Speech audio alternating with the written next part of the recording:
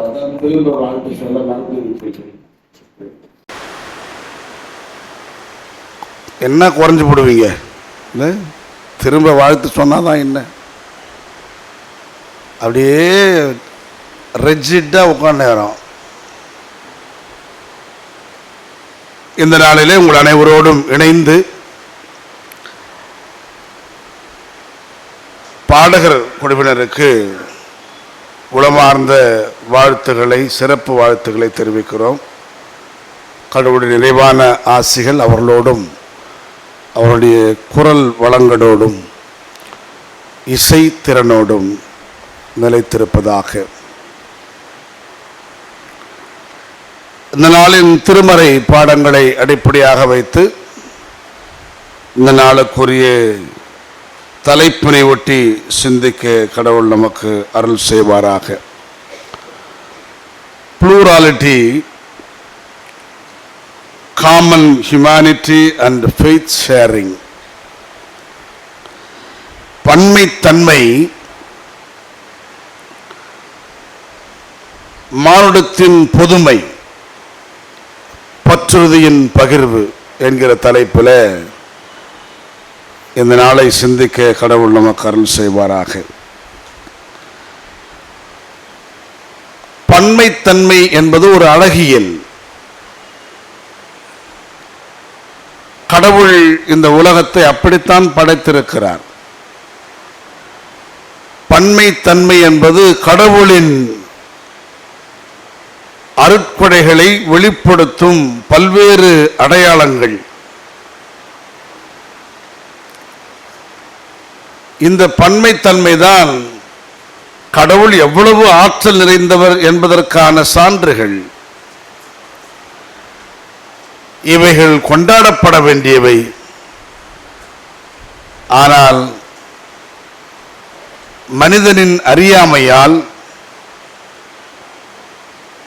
தன்னலத்தால், தற்பெருமையால் இந்த பன்மைத்தன்மை சீரழிந்து ஒன்றுக்கு ஒன்று முரண்பட்டிருப்பது போல ஒரு தோற்றத்தை உருவாக்கி ஒன்றுக்கு ஒன்று உயர்வு தாழ்வை கற்பிக்கும் அவலம் இந்த உலகத்தில் நிறைந்திருப்பதை நாம் உணர வேண்டும். இன்றைக்கு பாடகர் குழுவினரின் சிறப்பு வழிபாடு, ஒரு பாடலுக்கு தேவையான ராகம், தாளம், சேர்ந்திசை, அந்த இசையிலே இருக்கின்ற பல்வேறு கருவிகளின் கலவை, இவையெல்லாம் ஒருங்கமைந்து கொடுக்கிற அந்த ஓசைதான் பாடகர் குழுவிற்கான அழகை கொடுக்கும். இசை இல்லாமல் தனித்து பாடுவதோ, இசை கருவிகளின் கலவை இல்லாமல் ஒற்றை இசையால் பாடுவதோ அவ்வளவு சிறப்பாக அழகாக இருக்காது. இந்த இசை கலவையில் அது ஹார்மோனியமாக இருந்தாலும், கீபோர்டாக இருந்தாலும், தபலாக இருந்தாலும், மிருதங்கமாக இருந்தாலும், அல்ல மற்ற நரம்பிசை கருவிகளாக இருந்தாலும், தோல் கருவிகளாக இருந்தாலும், உலோகம் சார்ந்த கைத்தாளம் போன்ற கருவிகளாக இருந்தாலும், இவை ஒன்றுக்கு ஒன்று ஒத்திசைத்தால்தான், அந்த ஒத்திசைவு தான் இது இந்த பாடல் இந்த ராகத்தையும் இந்த தாளத்தையும் சார்ந்தது என்று சொல்ல முடியும். அதில் ஒன்று முரண்பட்டால் கூட ராகமும் தாளமும் பிசுதாயிடும்.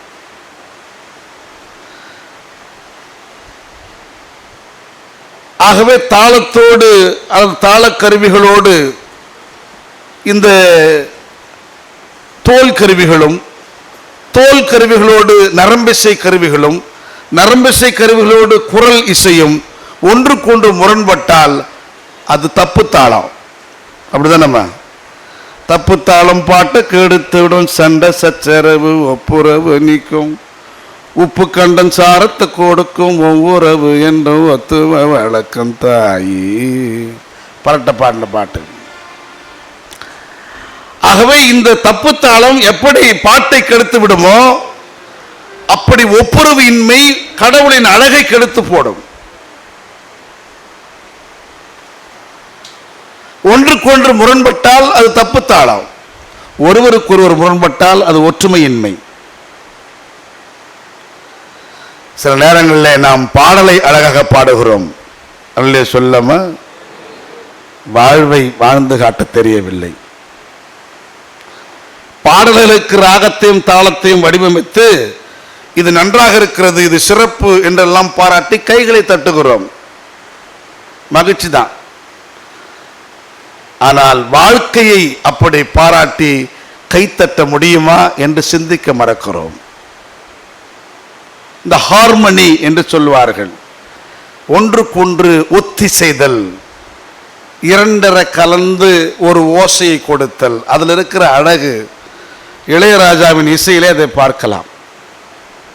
எத்தனை எத்தனை இசைக்கருவிகள், சின்ன சின்ன இசைக்கருவிகள் கூட தனித்துவத்தோடு இயங்கும், ஒன்றோடு ஒன்று அப்படி அழகாக பின்னி பிணைந்திருக்கும், கேட்பதற்கு அவ்வளவு இனிமையாக இருக்கும். எந்த இசைக்கருவியும் ஒரு இசைக்கருவியை மேற்கொள்ளாது, டாமினேட் பண்ணாது, அவ்வளவு அழகா. அதுக்கு பேர் தான் ஹார்மோனின்றாங்க. ஸோ இந்த பன்மை வடிவங்களை கொண்டாடுவதுதான் ஒரு மனித மாண்புக்கான அடையாளம். அந்த பன்மை வடிவங்களில் இருக்கிற ஒவ்வொன்றுக்கும் உரிய மதிப்பையும் மாண்பையும் கொடுப்பதுதான் நம்முடைய பற்றுறுதியை எல்லோருக்கும் பகிர்ந்து கொள்ளும் அடையாளம். நான் பக்திமான் என்றால் இவரும் பக்திமான் தான் என்று ஏற்றுக்கொள்கிற பக்குவம். நான் கடவுளின் பிள்ளை என்றால் அவரும் கடவுளின் பிள்ளைகளால் என்று ஒத்துக்கொள்ளுகிற சிந்தை. அதில் கிறிஸ்தவர்கள் மாறுபட்டிருக்கிறோம். பலரையும் பார்த்து ஓ சாத்தான்களே என்று அழைக்க துணிந்திருக்கிறோம். பிசாசின் பிள்ளைகளே அப்படின்னுவோம், ஓ பாவிகளே அப்படின்னுவோம். யாரை பாவின்னு சொல்லணுமோ அவனை சொல்ல மாட்டோம், அவ்வளோ தைரியம்லாம் கிடையாது. அவ்வளோ தைரியம் தான் ஒன்றும் இல்லை. யார் பாவம் பரிதாபத்துக்குரிய ஆள் அவங்கள பார்த்து சொல்லிருப்போம். ஏறு வருவான் ஒரு குப்பசாமி, ஓ பாவியே உன்னை இயேசுவின் ரத்தம் ஹோ அப்படின்னுவோம். களை பிடிக்கிட்டு வரும் காந்தம்மா, ஓ பாவியே இயேசு உன்னை மீட்க வருகிறார் அப்படின்னு போய் சொல்லிருப்போம். இந்த ஹார்மனியை கெடுக்கிறவன் எவனோ, இந்த ஒருமைப்பாட்டை குலைக்க கருத்தியலை பரப்புகிறவன் எவனோ, நீங்கள் யாரும் ஒருவருக்கொருவர் சமமில்லை என்று கற்றுக் கொடுக்கிற கயவன் எவனோ, அப்படி கற்பிக்கிற கற்பித்தல் எதுவோ அதை பார்த்து பாவி என்றோ பாவம் என்றோ சொல்ல துணியாத தைரியம் இல்லாத கூட்டம் நம்மளுக்குள்ளே நம்மளே ஆட்சின்னு உட்காந்துக்கிறோம். நமக்கான பொது எதிரி யாருன்றதை நம்மளால கண்டுபிடிக்கவே முடியல. ஏன்னா இதில் நம்ம மகிழ்ச்சி அடைகிறோம்.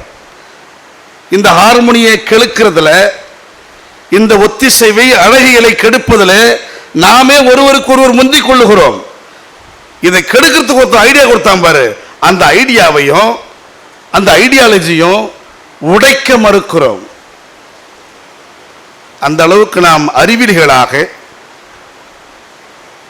முட்டாள்களாக வாழ்ந்து கொண்டிருக்கிறோம் என்பதுதான் யதார்த்தமான உண்மை, வேற வழி கிடையாது, ஒத்துக்கணும். திருமறை நமக்கு இந்த ஹார்மனிய, இந்த பன்மைத்தன்மையின் ஒத்திசைவை சிந்தைகள் வழியாக நமக்கு வாரி வழங்கி இருக்கிறது. அவற்றைத்தான் நாம் கொடுக்கப்பட்ட பாடத்தின் அடிப்படையில் சிந்திக்க அழைக்கப்படுகிறோம். நினிவே என்கிற ஒரு சிறிய நகரம், அது ஒரு நாடாக கருதப்படுகிறது. அந்த பட்டணத்துக்கென்று ஒரு ஆட்சி அமைப்பு முறை, அதற்கென்று ஒரு அரசன், எல்லா அமைப்புகளும் கூடிய ஒரு அழகியல் சார்ந்த ஒரு நகரம். ஆனால் காலப்போக்கில் கடவுளின் சிந்தைக்கு மாறான கலகங்களையும் கயமைத்தனங்களையும் ஒத்திசைவின்மையும் பாவத்தின் உச்சங்களையும் செய்ததன் விளைவு அந்த நகரத்தை எச்சரிப்பதற்கு ஒரு தூதுவரை அனுப்புகிறார். அல்லையா சொல்லாம, அந்த தூதுவர் தான் யாரு? யோனா. யோனா என்ன பண்றாரு? ஸ்டார்டிங்லேயே போக மறுக்கிறார். வேண்டாம், எனக்கு விருப்பம் இல்லை, இந்த இடத்துக்கு போறதுக்கு எனக்கு விருப்பம் இல்லை, வேற எங்க வேணா சொல்லுங்க, நான் போறேன், இந்த நினிவே பட்டணத்துக்கு நான் போக மாட்டேன் அப்படின்னு சொல்றாரு. ஆனாலும் கடவுள் கழுத்தை பிடிச்சி தள்ளுறார். இல்லையா சொல்லாம எங்கே போனாலும் விடல, திசை திரும்பி வேற இடத்துக்கு பிளான் பண்ணுறாரு. நான் அங்கே ஒன்றா போய் மினிஸ்ட்ரி பண்ணுறேன். இல்லைப்பா நீ எம்கேஎம் நகர் தான் போனோம். இல்லையா சொல்லாம சத்தமாக தான் சொல்லுங்களேன். தேவை எங்கேயோ அங்கேயே தான் இறைவாக்கு. கடவுள் சரியாக தான் தேர்ந்தெடுத்தார். ஆனால் தேர்ந்தெடுக்கப்பட்ட மனிதன் தன்னுடைய கயமையால், தன்னுடைய தன்னலத்தால், தன்னுடைய சிறப்பு தன்மையால் அதை தக்க வைக்க வேண்டும் என்கிற நினைப்பால் மக்களின் வாழ்வை மறந்து போனான். எச்சரிக்கத்தான் கடவுள் சொன்னார், உங்களுக்கு அழிவு வரும், அந்த அழிவிலிருந்து பாதுகாத்துக் கொள்ளுங்கள், எச்சரிக்கையாயிருங்கள். ஒரு நாளையும் குறிப்பிட்டு சொன்னார். ஆனால் இந்த தீர்க்கதரிசிக்கு, இந்த இறைவாக்குறதுக்கு என்ன பெருமைன்னா, இவர் சொல்றதெல்லாம் நடந்துடணும் இல்லை, இல்லைன்னா அவரால் ஏற்றுக்க முடியாது. சாமியே திட்டுவார். இந்த பகுதியை பார்த்தீங்கன்னா, கடவுள் இரக்கமுள்ளவர், கடவுள் பரிவுள்ளவர், கடவுள் அழிவை விரும்பாதவர், கடவுள் வாழ்வுக்குரியவர் என்பதனாலேயே ஒரு இறைவாக்குறவர் கடவுளை திட்டுறாயா? அதை தானே கடவுள்கிட்ட எதிர்பார்க்கிறோம். கடவுளை எங்களுக்கு வாழ்வளிக்க வேண்டும், கடவுளை எங்களுக்கு அழிவிலிருந்து எங்களை மீட்க வேண்டும், இப்படித்தான நன்மைக்கு ஏதுவானதான கடவுளை பார்க்கிறோம். அப்படியே வடிவமான கடவுளை சாடுகிறான் இந்த இறைவாக்கனன். எனக்கு தெரியா, முன்னமே நீர் இரக்கம் உள்ளவர் என்பது தெரியும், நீ பரிவுள்ளவர் என்பது தெரியும், நீ சொன்ன வாக்க காப்பாற்ற மாட்டேன். சொல்லலாமா? நல்ல சத்தமா சொல்லுங்களேன். வாக்கு மாறா கடவுள் அப்படின்னு உணம்போம். பட் ஹியர் இந்த இறைவாக்கு சொல்றான், நீ வாக்கு மாறுவ, காப்பாற்ற மாட்ட. எனக்கு தெரியும் நீ சொல்றது எதுவும் செய்ய மாட்ட. இப்ப கடவுளின் வாக்கு மாறுவதும் மாறாமல் இருப்பதும் என் வாழ்வை பொறுத்து தானே வழிய அவர் வாக்கை பொறுத்து அல்ல. அல்ல சொல்லமா? எனக்கு வாழ்க்கை கிடைக்குமானால் கடவுள் தன் மனதை மாற்றிக் கொள்வார். எனக்கு வாழ்வை கொடுக்க வேண்டும் என்று விரும்பினால் அவருடைய கோபத்தை தணித்துக் கொள்வார். அந்த அளவுக்கு தகுதியை நான் பெற்றால், அதற்குரியவனாய் என்னை உருமாற்றி கொண்டால், என் நடுவிலிருந்து கடவுள் என்னை மீட்டெடுப்பார். குறிப்பிட்ட நாளில் சாகவே சாவீர்கள் என்று சொன்ன இறைவாக்கு நிறைவேறவில்லை. ஆகவே இறைவாக்கு கோபம் வந்துருச்சு. ஏன்னா ஒரு வருஷந்தோறும் இறைவாக்கு சொல்றவர், இந்த ஆண்டு இப்படி இருக்கும் அப்படின்னு. அது அப்படி இருக்காது, அது வேற விஷயம். அதுக்கு ஒரு காலண்டர்லாம் பார்த்து அதுக்கு ஒரு அப்படியெல்லாம் புடப்புடக்காரங்க நிறைய பேர் இருக்கிறாங்க. இப்போ நிறைய இறைவாக்கு அப்படி தோன்றிருக்காங்க. மோடி பிரதமரையே கடவுளால் உருவாக்கப்பட்ட பிரதமர்னு சொல்ற இறைவாக்கரும் உண்டு. அது எப்படின்னு தெரியல. வருகிற காலங்களில் ஆட்சி மாற்றம் நிகழும், நிகழல. புரியல. ஆக இந்த இறைவாக்குலாம் என்ன என்னன்னா, தாங்கள் சொல்லுகிற வாக்கு பலிக்க வேண்டும். கடவுளுக்கு அதுல விருப்பம் இருக்குதா இல்லையான்றது இரண்டாம் பட்சம். ஆகவே இந்த நினிவே நாடு முதலில் யூதர்கள் அல்லாத பிற இனத்தார் வாழுகிற நாடு. யூதர்களுக்குரிய ஆசி அவர்களுக்கு பங்கு இல்லை. ஆனால் யூதர்களால் ஒரு சாபம் பிறந்தால் அந்த சாபம் அவர்களுக்கு பலிக்கும். இப்படித்தான் காலகாலமா நம்பப்பட்டது.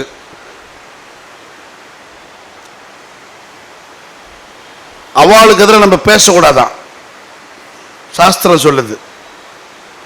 பேசினா கூட நமக்கு அது பெரிய தீங்கா மாறுமா.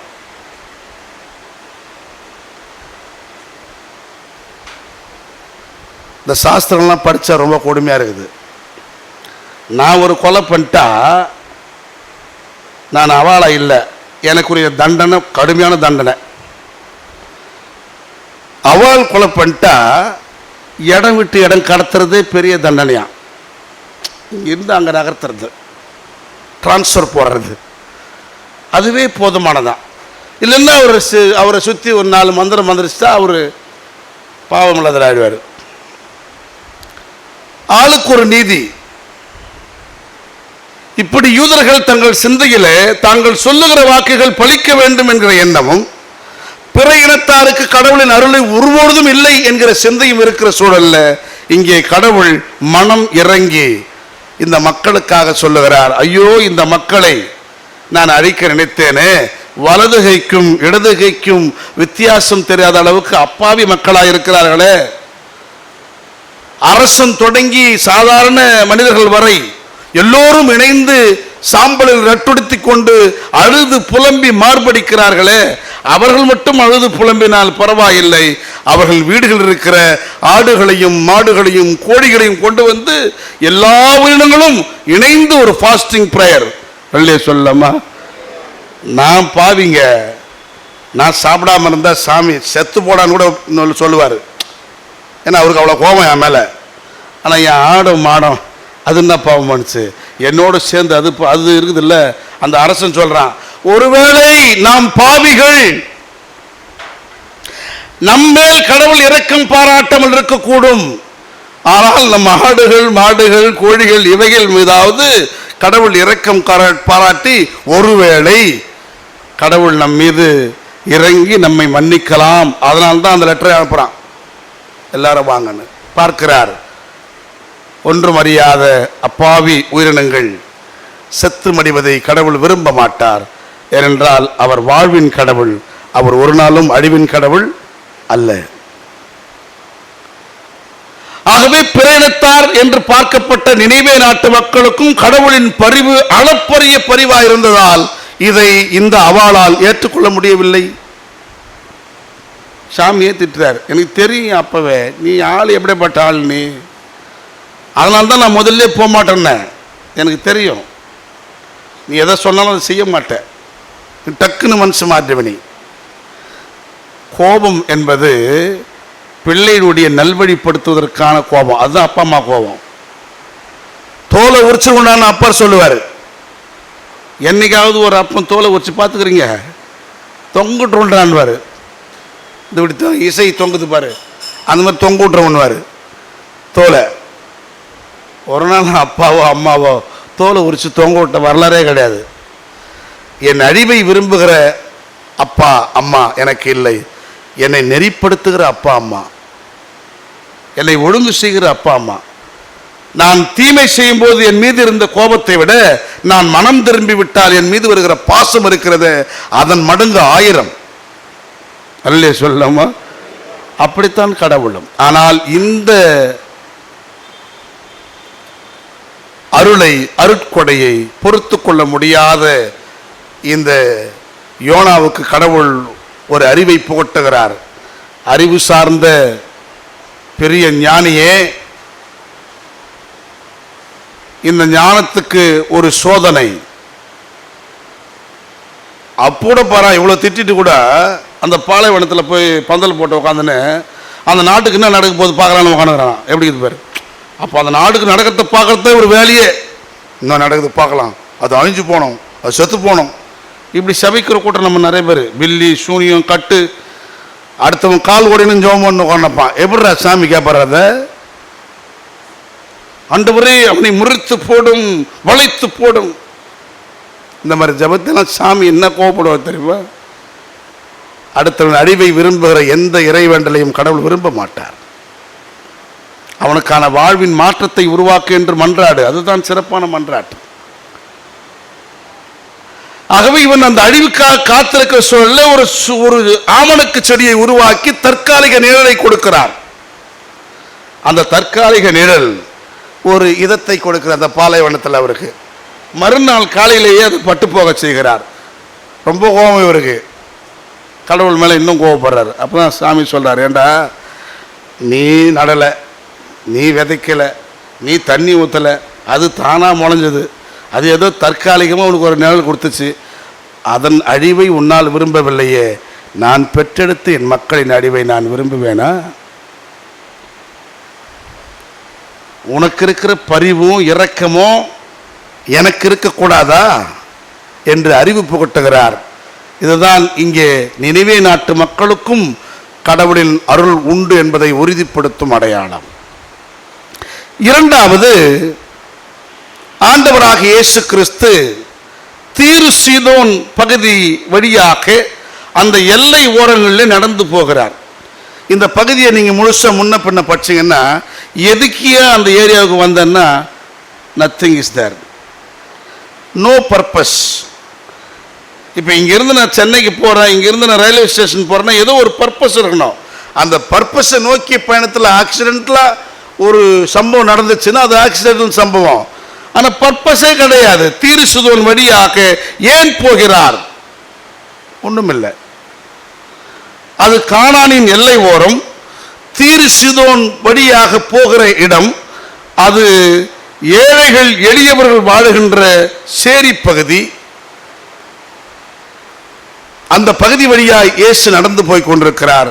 அந்த பகுதியை சேர்ந்த கானானிய பெண்மணி ஒருவர் இயேசு வருவதை அறிந்து, ஆண்டவரே என் மகளுக்கு பேய் பிடித்து, எதுக்கத்தாலும் பேய் தானே சொல்லுவான் அந்த காலத்தில், மாராட்சி செத்துடுவான், காத்தடிச்சு சின்னுவான், இல்லை ரத்தங்கள் சேர்க்குவான், காளி ரத்த காட்டேரி அடிச்சுன்னுவான். எதுக்கெடுத்தாலும் பேய் மேலே போடுறது. நோய் தெரியாது, அப்போ நமக்கு தெரியாது. அப்போ ஹார்ட் அட்டாக் பற்றி நமக்கு தெரியாது. அப்போ சுகர் பற்றியோ வேற எந்த கம்ப்ளைண்ட் பற்றி நமக்கு தெரியாது. எப்படி செத்தாலும் என்னதான் அது பேய் மேலே போடுவோம். என் பேய் என் மகளை பிடிச்சிருக்குது, வந்து காப்பாற்று என்று இந்த அம்மா உறக்க சத்தமிட இயேசு பதிலே சொல்லலை. அப்ப இயேசுவின் நோக்கம் என்ன? ஒருத்தர் கெஞ்சி அவரிடத்துல வேண்டும் பொழுது பதில் சொல்லாத ஒருவர் கடவுளின் பிரதிநிதியா இருக்க முடியுமா? ரெஸ்பான்ஸே பண்ணாம இருக்கிறாரு. இங்க ஒரு முறை தான் அந்த அம்மா கத்தனதா சொல்லுது, நிச்சயமா பல முறை கத்தி இருப்பாங்க. அதனால தான் பாருங்க, சுத்தி இருக்கிற சீடர்களும் மற்றவர்களும் இயேசு கிட்ட வந்து முறையிடுறாங்க, ஆண்டவரே இந்த பெண்மணி தொடர்ந்து கத்தி கொண்டிருக்கிறாள், நமக்கு பின்னாலே வந்து நகரா, ஒரு வார்த்தை சொல்லு, அச்சு தோத்துறோன்றான். பர்மிஷன் கேட்குறான் இயேசு கிட்ட. இயேசு இங்க என்னன்னா, அந்த அம்மாவுக்கு பதில் சொல்லிய வெளியே அந்த அம்மா வெளியேற்றுன்னு யாரும் சொல்லல, இயேசு ஒன்றும் சொல்லலை. அந்த அம்மா கூட கூட உடனே தாங்கிறாரு. அது பாட்டு நடைபயணம் போயினே இருக்குது. தொடர்ந்து அந்த அம்மா சத்தம் போட்டுனே இருக்குது. இயேசுவுக்கு முன்னால அந்த அம்மாவை இவளால் சாட முடியல. ஒருவேளை பின்பக்கம் இருந்து போ போ அப்படின்னு சொல்லியிருப்பாங்க. சில நேரங்களில் இந்த எம்எல்ஏ எம்பி எல்லாம் வந்தாங்கன்னு வச்சுங்க, நம்ம மனு கொடுக்க போவோம். அந்த எம்எல்ஏ எம்பி கூட அமைதியாக இருப்பான், சுற்றி எல்லை கைங்க இருக்குது பற்றியா, அதுங்க அலப்புற தாங்கவே முடியாது. அந்த மனுவை நம்ம போய் கொடுக்கறதுக்குள்ள அந்த அலப்புறங்க பண்ணுற அலும்பு இருக்குது பாரு, ஐயோ ஐயோ ஐயோ ஐயோ. அவரு மனசு சாட்டிஸ்ஃபை ஆகணுமா, எம்எல்ஏ எம்பி மனசு. இவர் அப்படியே ஒரு பாடி கார்டு மாதிரி அப்படி இப்படின்னு வருது. அந்த மாதிரி அல்ல கை இருந்துச்சு இயேசு கூடவும். அதனால தான் அந்த அம்மாவை தடுக்கிறாங்க. அப்போ இயேசு அல்ல கைகளை பார்த்து சொல்றாரு. எந்த கைகளை? அல்ல கைகளை பார்த்து சொல்றாரு, ஏண்டா நான் யாருக்காக வந்தேன்? காணாமல் போன இஸ்ரேலின் ஆடுகளுக்காக தானே வந்தேன். ஷட் யுவர் மவுத்.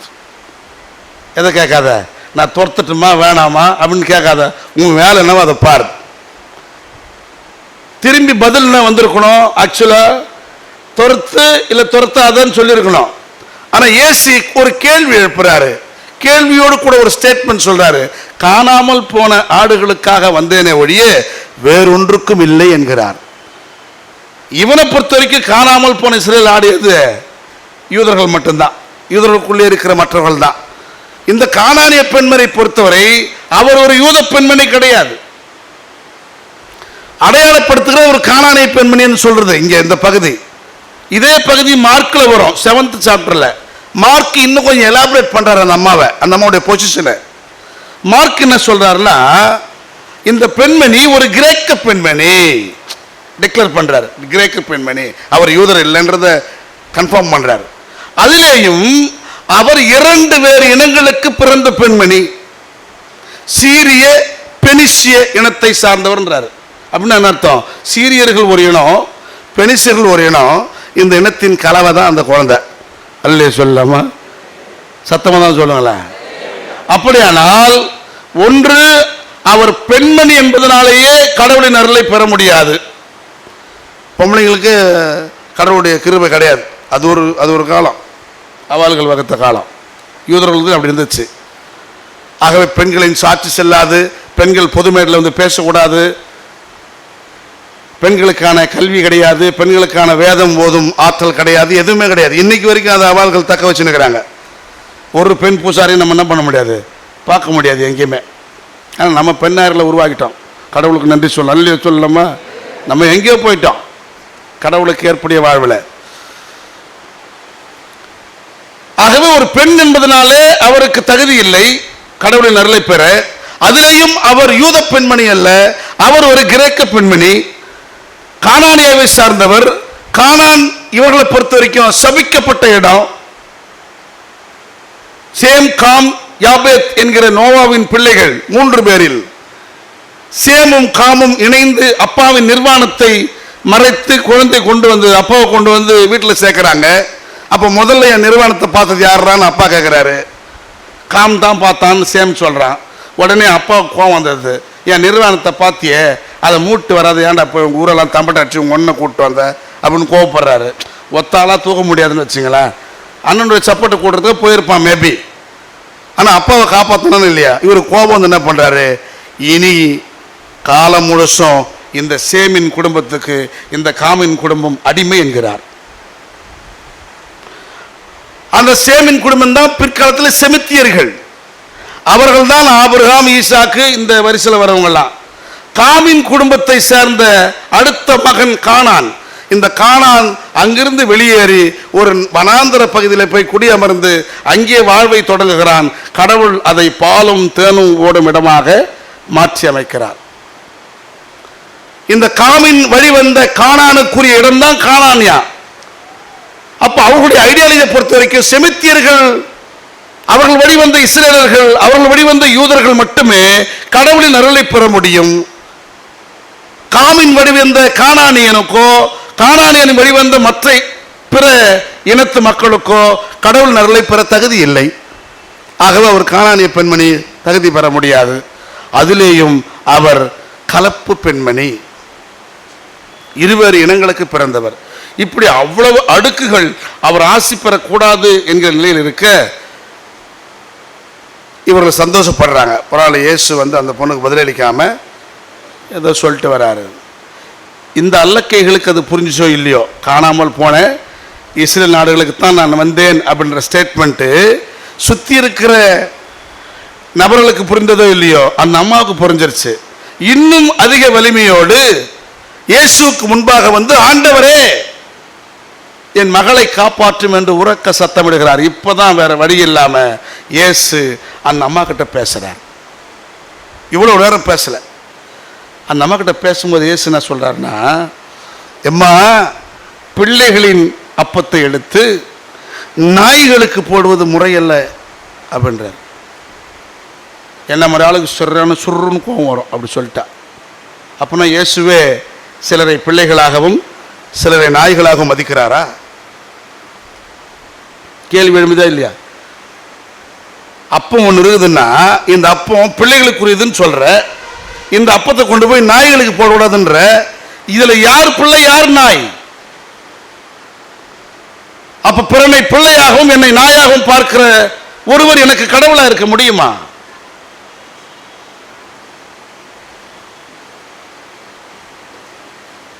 ஆனால் வரலாற்று உண்மை ஒன்றை சொல்லுகிறது. அந்த பிள்ளைகளின் அப்பத்தை எடுத்து நாய்களுக்கு போடுவது முறையல்ல என்பது பாலஸ்தீனாவிலே பரவி கிடந்த பழமொழிகளில் ஒன்று. அந்த பழமொழிகள் யூதர்களுக்குரிய ஆசீர்வாதத்தை பிரேணித்தார் பெற முடியாது என்று சொல்வதற்காக சொல்லப்பட்ட அடையாள குறியீடுகள்.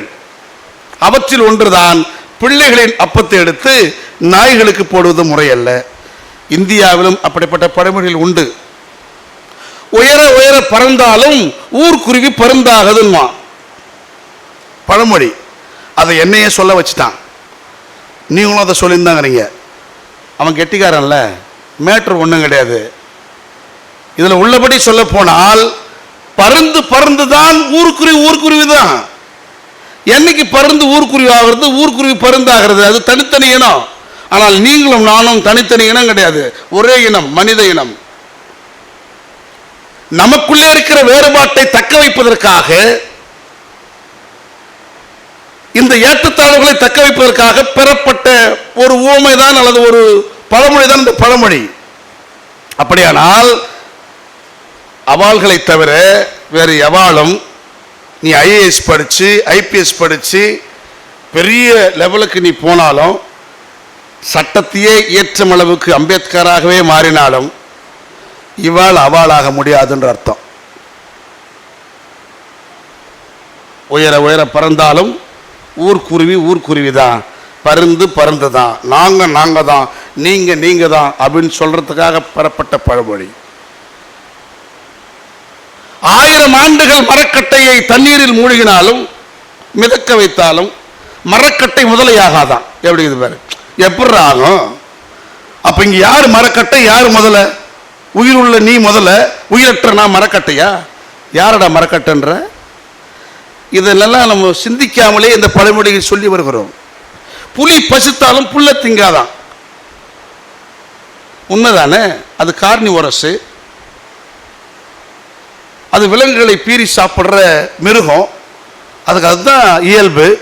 புலி என்னைக்கு புல்ல திங்கும்? திங்காது. ஏன் அதை பழமொழியாக்குன? அவாள்கள் பட்டினியாய் கிடந்தாலும் இவாள் வீட்டில் பச்சை தண்ணி பருக மாட்டா.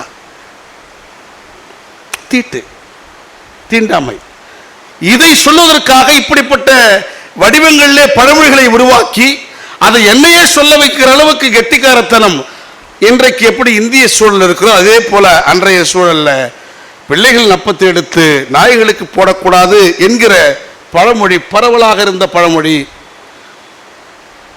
அப்படி சொன்ன உடனேயே ஒருவேளை சுற்றி இருக்க அல்லக்கைகள் மகிழ்ந்திருப்பார்கள். ஆஹா, நம்ம சொன்ன இந்த பொண்ணு போச்சா பத்தியா, சாமி விட்டாரு பாரு ஒரு வீடு, சாமாடி அடிச்சாருப்பா அப்படின்னு சந்தோஷப்பட்டிருப்பான். எப்பவுமே நம்மளால எப்படி தெரியுமா, அடிச்சா நம்மளுக்கு நினைக்க மாட்டான், அவனுக்கு நினைப்பான்.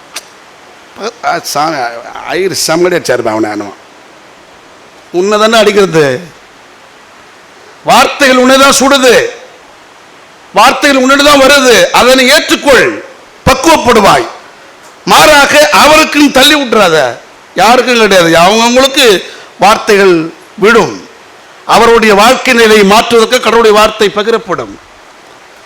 ஆகவே இவன் நினைச்சிருப்பான், ஒருவேளை இயேசு செம்மையாச்சார்பா, நம்மளாவது போமா போமான்னு டீசெண்டா சொன்னோம், அவர் நாயின்ட்டாரு, இனி இந்த பொம்பளை மூஞ்சே இருக்காது, எங்க போய் வச்சுக்கோ அப்படின்ற மாதிரி நினைச்சிருப்பான். ஆனா இந்த அம்மா முன்னால வந்து, ஆமாண்டவரே, இந்த உலகத்தின் கேவலத்தை நான் ஒத்துக்கொள்ளுகிறேன், நாங்கள் நாய்கள் தான், எங்களை சிலர் நாய்களாகத்தான் மதிக்கிறார்கள், அப்படித்தான் நடத்துகிறார்கள், நாயை விட கேவலமாய் கூட சிலர் நடத்துகிறார்கள். ஆனால் ஒரு உண்மை எனக்கு தெரியும், ஒரு எஜமானுடைய மேசிலிருந்து கீழே விழுகிற துணிக்கைகளை பொறுக்கிக் கொள்ள அந்த வீட்டு நாய்க்கு உரிமை இருக்கிறது அல்லவா கேட்கிறாங்க அந்த அம்மா. நான் பிள்ளை இல்லதான், உன் பிள்ளைகளுக்கு டேபிள்ல போட்டு நீ சாப்பாடு போட்டு வைக்கிறல்ல, அந்த இட்லியில கீழே சிந்தி போத அதையாவது போய் நக்கி சாப்பிட்றதுக்கு இந்த வீட்டு நாய்க்கு உரிமை இருக்குது இல்லையா? நான் ஒன்றும் தெருநாய் கிடையாது, சொல்லாமா, நானும் உன் பிள்ளைன்றாங்க அந்த அம்மா. எனக்கு நீதாயா அதிகாரின்றாங்க, எனக்கு நீதாயா தலைவன்றாங்க, எனக்கு நீதாயா கடவுள்ன்றாங்க. இந்த பிசாசுகள் வேண்டுமானால் என்னை நாயா நினைக்கலாம், ஆனால் நான் நம்புகிறேன் இந்த நாய்க்கும் நீதான் எஜமான். உன் அப்பத்துல பாதியை கேட்கல நான், உன் அப்பத்துல ஒரு துண்டை கேட்கல நான், துணிக்கிய கேட்கிறேன். அது கூட எனக்கு உரிமை இல்லையா? பெஜாராயிட்டார் இயேசு, அல்லே சொல்லாம.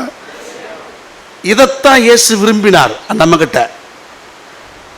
ஏன்னா அம்பேத்கர் சொல்றாரு, ஒருவன் அடிமை என்பதை அவனுக்கு நீ உணர்த்து, அதான் கற்பி.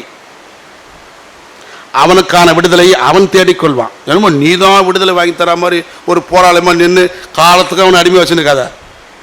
அப்படி சில பேர் வாரான், பெரிய பெரிய போராளிகளாக தங்களை அடையாளப்படுத்திக்கின்னு, பெரிய பெரிய விடுதலை போராளிகளாக தங்களை அடையாளப்படுத்திக்கின்னு மக்களை அதே நிலையில் வச்சிருக்கிறவன் இருப்பான் சில பேர். ஆனால் அம்பேத்கருடைய ஸ்டேட்மெண்ட் என்னன்னா, ஒருவன் அடிமை என்பதை அவனுக்கு நீ உணர்த்து. This is what your nature, this is what your place. அந்த உணர்வை பெறாத வரைக்கும் தான் அவன் அடிமை. அந்த உணர்வை பெற்ற பிறகு அவனுக்கான விடுதலையை நீ தேடிக்கொள்ள அவசியம் இல்லை, அவன் தேடிக்கொள்வான். இதுதான் இயேசு செஞ்சது. அந்த அம்மாவுடைய நிலையை உணர்த்துவதற்காக வேண்டுமென்றே அமைதி காக்கிறார். அந்த அம்மாவை துரத்தி விட வேண்டும் என்று நினைக்கும் போது அந்த அம்மாவுக்கு கொஞ்சம் சப்போர்ட் பண்றது போல, காணாமல் போன இது போன்ற ஆடுகளுக்காகத்தான் நான் வந்தேன் என்கிற உண்மையை புலப்படுத்துகிறார். அந்த அம்மா துணிஞ்சு வந்து கேட்கும்போது, ஏமா ஊர் இப்படி நினைக்குதாம்மா,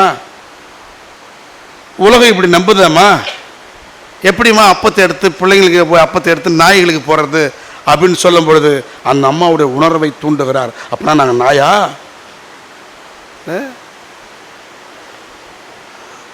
அந்த உணர்வின் உச்சம்தான் அந்த அம்மாவுடைய கேள்வி. ஆண்டவரே, இந்த நாய்க்குட்டிகள் பிள்ளைகளின் மேசிலிருந்து விடுகிற துணிக்கைகளை பொறுக்கி கொள்ளும் அல்லவா, அது கூட இல்லையா? ஆமாம் தானே அப்படின்னு ஆமான்னு இயேசு ஒத்துக்கிறார். உண்மை தானே? அன்புக்குரியவரே, என்னுடைய பார்வையில் நான் அதை எப்படி பார்க்குறேன்னா, இடஒதுக்கீட்டுக்கான முதல் போராளியாக அந்த கானானிய பெண்மணியை பார்க்கிறேன். இடஒதுக்கீட்டுக்கான முதல் போராளி. எனக்கு வேலை வாய்ப்பிலே பங்கு கொடுக்கவில்லை, கல்வியிலே பங்கு கொடுக்கவில்லை, பொது இடங்களிலே நான் வந்து நடமாட முடியாது, பொது குளத்திலே பொது கிணத்திலே தண்ணீர் எடுக்க முடியாது, இப்படி எல்லாம் தடை செய்யப்பட்ட நான் நாயாகத்தான் மதித்துக் கொண்டிருக்கிறேன். அப்படிதான் நான் மதிக்கிறான். ஆனால் எனக்கு எல்லாவற்றிலும் உரிமை உண்டு என்று சொல்லு அப்படின்னு சொன்னதான் இடஒதுக்கீடு. என்னவோ இடஒதுக்கீட்டில் இந்த ஜனம் மட்டும்தான் வார மாதிரி சொல்லுவான் சில பேர். எல்லாருக்கும் உண்டு, அவாள்ல இருந்து இவாள் வரைக்கும் எல்லாருக்கும் இடஒதுக்கீடு உண்டு. இடஒதுக்கீட்டு கொள்கை தெரியாதவன் தான் இதெல்லாம் கோட்டாவில் வந்துன்னுவான். யாரா கோட்டாவில் வரல? நீ அங்கே உனக்குரிய கோட்டாவில் நீ வந்திருக்கிற, எனக்குரிய கோட்டாவில் நான் வந்திருக்கிறேன். இது சமூக நீதிக்கான உரிமை. எனக்கு அது சின்ன துண்டாக கூட இருக்கட்டும், அந்த துண்டு எனக்கு உரிமை இருக்குது இல்லை? இந்த கானானிய பெண்மணி வேற்று இன பெண்மணியாக இருந்தாலும் அவருடைய பற்றுறுதி அளப்பரியது என்பதை உறுதிப்படுத்தும் அடையாளமாக ஆண்டவர் இயேசு கிறிஸ்து அந்த அம்மாவை பார்த்து சொல்றாரு, உன் நம்பிக்கை, உன் போராட்டம் மிகப்பெரியது, நீ என்ன நினைக்கிறியோ அது நடக்கும் போன்றார். சொல்லமா, நினைப்பதெல்லாம் நடந்து விட்டால் தெய்வமே தேவையில்லைங்க, நானே தெய்வம் அப்படின்னு எனக்குள்ள அவர் குடிகொள்றாரு அர்த்தம். ஃபுல்ஃபில் பண்றாரு, கடவுளின் இருப்பை நிறைவாக்குகிறார். கடவுளின் இருப்பு அங்கே இங்கே ஒன்று தேடித் திரிகிறவன் அறிவிலி, இங்கேதான் என்று புரிந்து கொள்கிறவன் ஞானி. இருக்கும் இடத்தை விட்டு இல்லாத இடம் தேடி எங்கெங்கோ அலைகின்றாய் ஞான தங்கமே அப்படின்னு பாடுறான்ல, அந்த பாட்டு அறிவிலிகளுக்கான பாடல். ஆனால் இங்கேதான் இருக்கிறார் என்கிறதை உணர்வதுதான் ஆன்மீகத்தின் முதிர்ச்சி. இந்த ஆன்மீகத்தின் முதிர்ச்சியோடு இருக்கிற யாரும் எனக்குள்ளே கடவுள் வாழுகிறார் என்பது உண்மையானால் உனக்குள்ளும் வாழுகிறார் என்று ஏற்றுக்கொள்வான். யாரையும் புறக்கணிக்க மாட்டான். புலி பசித்தாலும் புல்லை திங்காது என்பது சனாதனத்தின் கோட்பாடு. ஆனால் ஜனநாயகத்தின் அல்லது கடவுளின் சமூக நீதியின் கோட்பாடு என்ன தெரியுமா? கடவுளின் ஆட்சி ஒரு நாள் வரும், அப்பொழுது சிங்கம் மாட்டை போல், சத்தமா சொல்லுங்க, வைக்கோல் தின்னும்.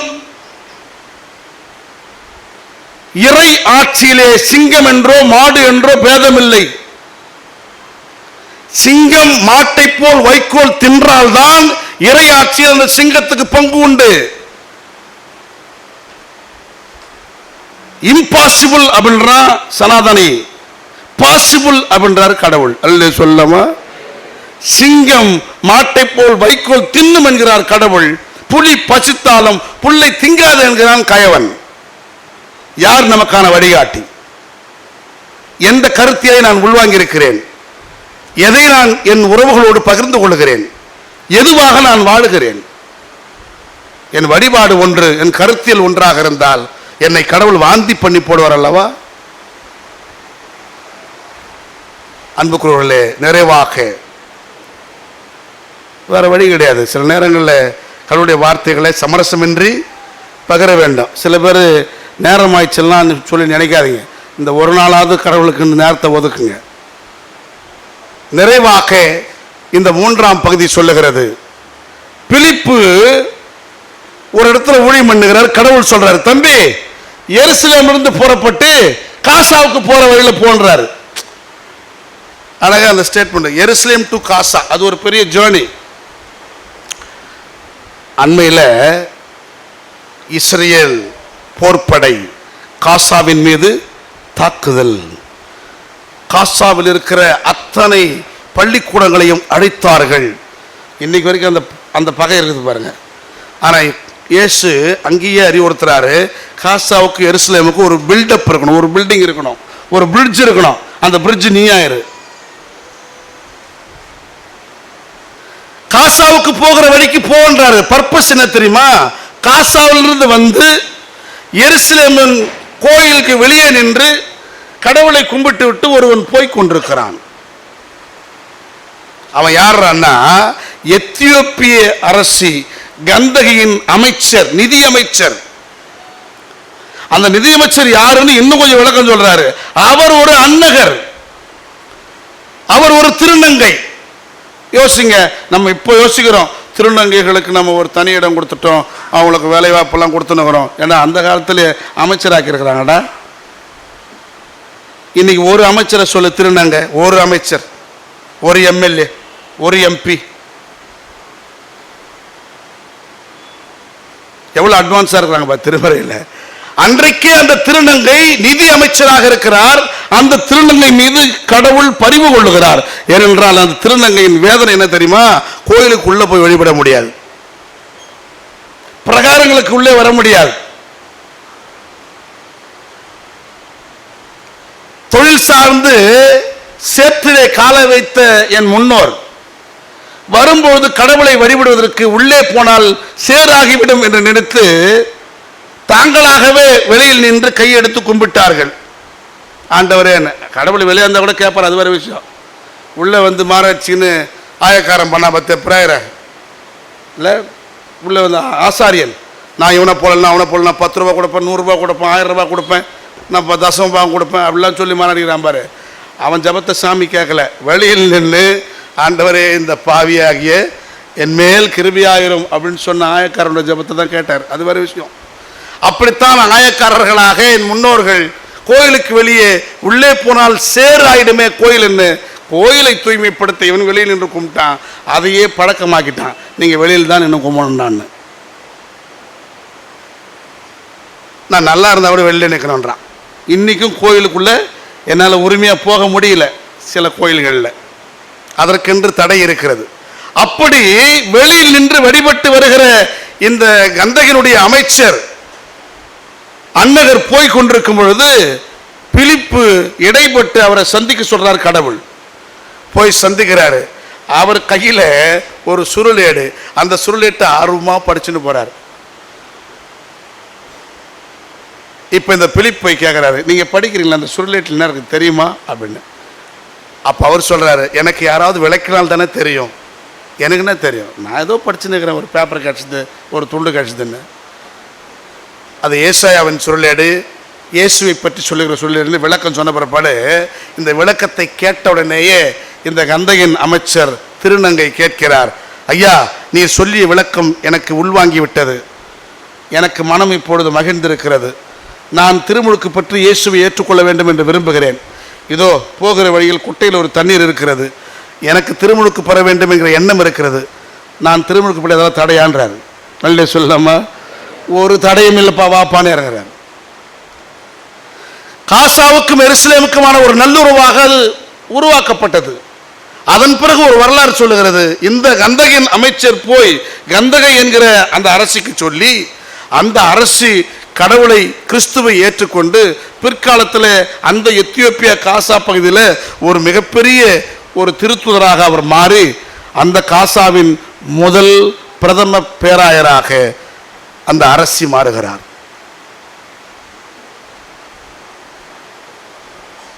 அங்கே உருவாக்கப்பட்ட திருச்சபையில் முதல் பேராயர் அவங்க தான்.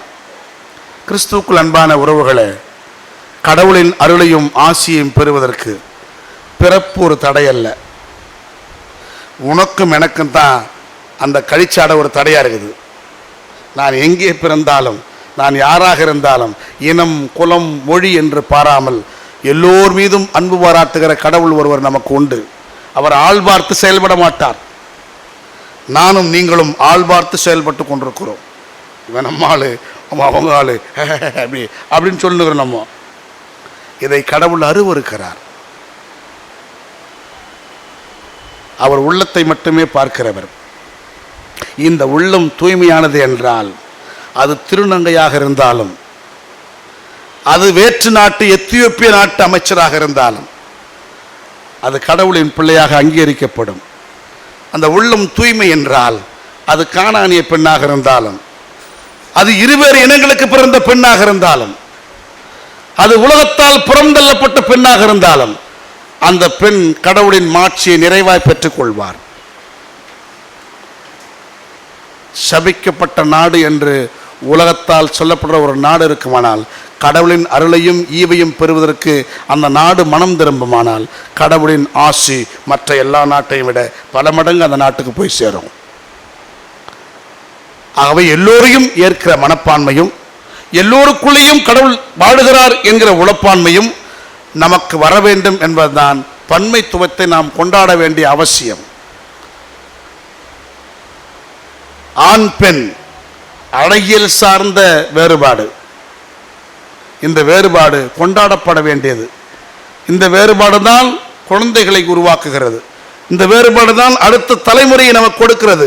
இந்த வேறுபாட்டால் தான் கடவுள் தொடர்ந்து வாழுகிறார் என்கிற அளவுக்கு தலைமுறை தோறும் ஆயிரம் லட்சம் அல்லது கோடி ஆண்டுகளை தாண்டி இந்த உலகம் வாழ்ந்து கொண்டிருக்கிறது. அப்படி கொண்டாடப்பட வேண்டிய இந்த வேறுபாட்டையே நான் ஆண் நீ பெண்ணுன்னு அவமதிக்கிறிய, அது எவ்வளவு பெரிய மோசமானது.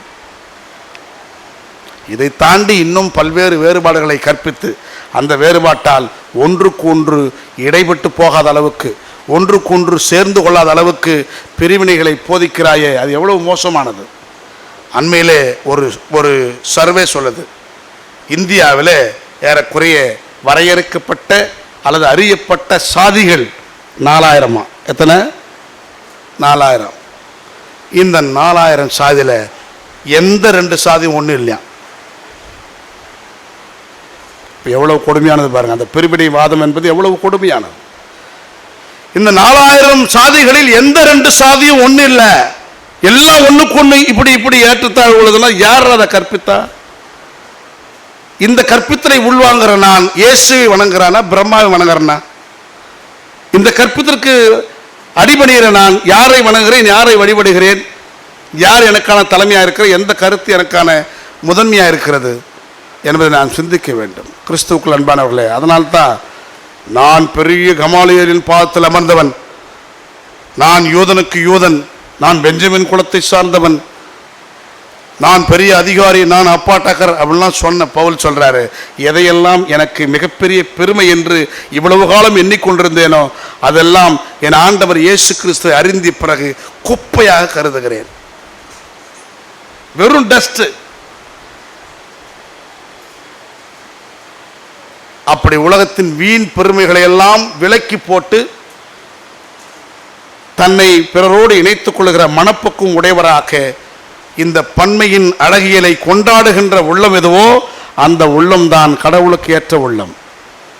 அதிலே பிரிவினைகளை கற்பித்து, அதிலே பல்வேறு சித்தாந்தங்களை கற்பித்து, அதில் ஒன்று கூட ஒன்றுக்கு ஒன்று ஈடு இல்லை என்று சொல்லுகிற கயமைத்தனம் நமக்குள்ளே இருக்குமானால் நாம் கடவுளின் பிள்ளைகள் என்று சொல்லிக்கொள்ளவே முடியாது. ஆகவே இந்த சிந்தையை நாம் உள்வாங்குவோம். கடவுள் இந்த உலகை பன்மை அழகியலோடு படைத்திருக்கிறார். ஒன்றொன்றும் கொண்டாடப்பட வேண்டிய ஒன்று, ஒன்னொன்றும் ஒன்னோடு ஒன்று இணைந்து கடவுளை மாட்சிப்படுத்த வேண்டிய ஒன்று. இசை கருவிகள் எப்படி இணைந்து பாடலாய் வடிவம் பெறுகிறதோ அப்படி உயிர்களெல்லாம் இணைந்து கடவுளை மாட்சிப்படுத்த ஒரு அழகியலை உருவாக்க கடவுள் நமக்கு அருள் தருவாராக. தலைகளை தாழ்த்தி நாம் ஆண்டவரின் திருக்கரத்திலே நம்மை ஒப்படைப்போம். அருளும் பரிவும் நிறைந்த கடவுளே, தாயும் தந்தையுமானவரே, பன்மை எனும் அழகியலை நாங்கள் மகிழ்ச்சியோடு உள்வாங்கவும், அவற்றை நாங்கள் கொண்டாடி மகிழவும், எல்லோரோடும் இணைந்து உமக்கு நற்சான்று பகரவும், அவைகளிலே பிரிவினைகளை கற்பித்து ஒன்றுக்கு ஒன்று முரண் என்கிற கற்பித்தலை சொல்லி ஒன்றுக்கொன்று சமநிலை என்கிற சமத்துவமின்மையின் அடையாளங்களாக நாங்கள் மாறிப்போகாதபடி ஆண்டவரே நீர் எல்லோருக்கும் உரியவர் என்கிற உணர்வை நாங்கள் பெற்றுக்கொள்ள எங்களுக்கு அருளையும் அறிவையும் தாரும், காத்துக்கொள்ளும் வழிநடத்தும். எங்கள் ஆண்டவரும் மீட்பெருமாக்கிய இயேசு கிறிஸ்துவின் வழியாய் வேண்டிக் கொள்கிறோம். தாயும் தந்தையும் ஆகிய அன்பின் நல்ல கடவுளே, ஆமென்.